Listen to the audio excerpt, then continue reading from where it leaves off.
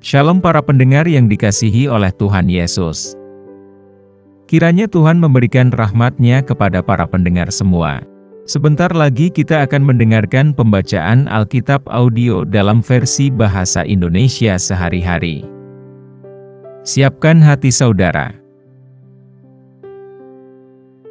Markus pasal 7. Perintah Allah dan adat istiadat Yahudi. Pada suatu kali, serombongan orang Farisi dan beberapa ahli Taurat dari Yerusalem datang menemui Yesus. Mereka melihat bahwa beberapa orang muridnya makan dengan tangan najis, yaitu dengan tangan yang tidak dibasuh. Sebab orang-orang Farisi, seperti orang-orang Yahudi lainnya, tidak makan kalau tidak melakukan pembasuhan tangan lebih dulu. Karena mereka berpegang pada adat istiadat nenek moyang mereka. Dan kalau pulang dari pasar, mereka juga tidak makan kalau tidak lebih dahulu membersihkan dirinya. Banyak warisan lain lagi yang mereka pegang, umpamanya hal mencuci cawan, kendi, dan perkakas-perkakas tembaga. Karena itu orang-orang Farisi dan ahli-ahli Taurat itu bertanya kepadanya, "Mengapa murid-muridmu tidak hidup menurut adat istiadat nenek moyang kita, tetapi makan dengan tangan najis?" Jawabnya kepada mereka, "Benarlah nubuat Yesaya tentang kamu, hai orang-orang munafik, sebab ada tertulis, bangsa ini memuliakan aku dengan bibirnya, padahal hatinya jauh daripadaku. Percuma mereka beribadah kepadaku, sedangkan ajaran yang mereka ajarkan ialah perintah manusia. Perintah Allah kamu abaikan untuk berpegang pada adat istiadat manusia." Yesus berkata pula kepada mereka, "Sungguh pandai kamu mengesampingkan perintah Allah, supaya kamu dapat memelihara adat istiadatmu sendiri. Karena Musa telah berkata, hormatilah ayahmu dan ibumu, dan siapa yang mengutuki ayahnya atau ibunya harus mati. Tetapi kamu berkata, kalau seorang berkata kepada bapaknya atau ibunya, apa yang ada padaku yang dapat digunakan untuk pemeliharaanmu, sudah digunakan untuk korban, yaitu persembahan kepada Allah. Maka kamu tidak membiarkannya lagi berbuat sesuatu pun untuk bapaknya atau ibunya. Dengan demikian firman Allah kamu nyatakan tidak berlaku demi adat istiadat yang kamu ikuti itu, dan banyak hal lain seperti itu yang kamu lakukan." Lalu Yesus memanggil lagi orang banyak dan berkata kepada mereka, "Kamu semua dengarlah kepadaku dan camkanlah, apapun dari luar yang masuk ke dalam seseorang tidak dapat menajiskannya, tetapi apa yang keluar dari seseorang itulah yang menajiskannya.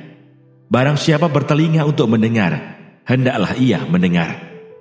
Sesudah ia masuk ke sebuah rumah untuk menyingkir dari orang banyak, murid-muridnya bertanya kepadanya tentang arti perumpamaan itu.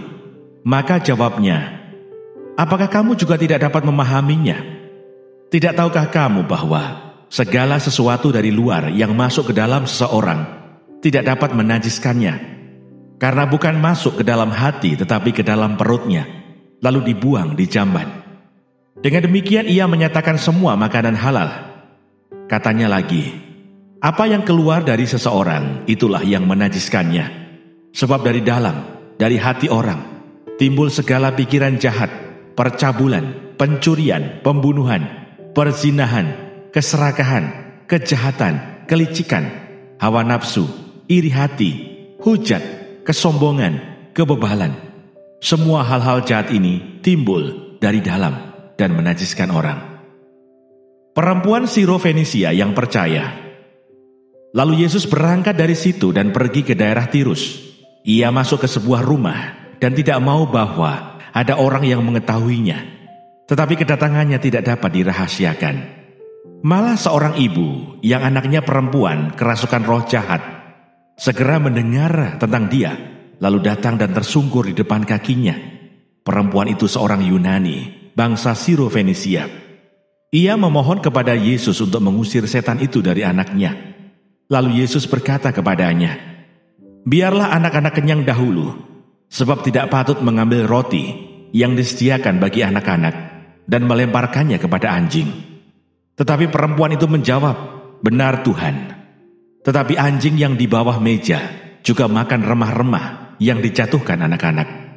Maka kata Yesus kepada perempuan itu, "Karena kata-katamu itu, pergilah sekarang, sebab setan itu sudah keluar dari anakmu." Perempuan itu pulang ke rumahnya. Lalu didapatinya anak itu berbaring di tempat tidur sedang setan itu sudah keluar. Yesus menyembuhkan seorang tuli. Kemudian Yesus meninggalkan pula daerah Tirus dan dengan melalui Sidon pergi ke Danau Galilea di tengah-tengah daerah Dekapolis. Di situ orang membawa kepadanya seorang yang tuli dan yang gagap dan memohon kepadanya supaya ia meletakkan tangannya atas orang itu. Dan sesudah Yesus memisahkan dia dari orang banyak, sehingga mereka sendirian, ia memasukkan jarinya ke telinga orang itu. Lalu ia meludah dan meraba lidah orang itu. Kemudian sambil menengadah ke langit, Yesus menarik nafas dan berkata kepadanya, "Ephata," artinya, terbukalah. Maka terbukalah telinga orang itu, dan seketika itu terlepas pulalah pengikat lidahnya. Lalu ia berkata-kata dengan baik. Yesus berpesan kepada orang-orang yang ada di situ, supaya jangan menceritakannya kepada siapapun juga, tetapi makin dilarangnya mereka, makin luas mereka memberitakannya. Mereka takjub dan tercengang dan berkata, "Ia menjadikan segala-galanya baik. Yang tuli dijadikannya mendengar, yang bisu dijadikannya berkata-kata." Terima kasih Tuhan, untuk firman-Mu hari ini, berkati dan berikan hikmat Roh Kudus-Mu kepada kami. Haleluya. Amin.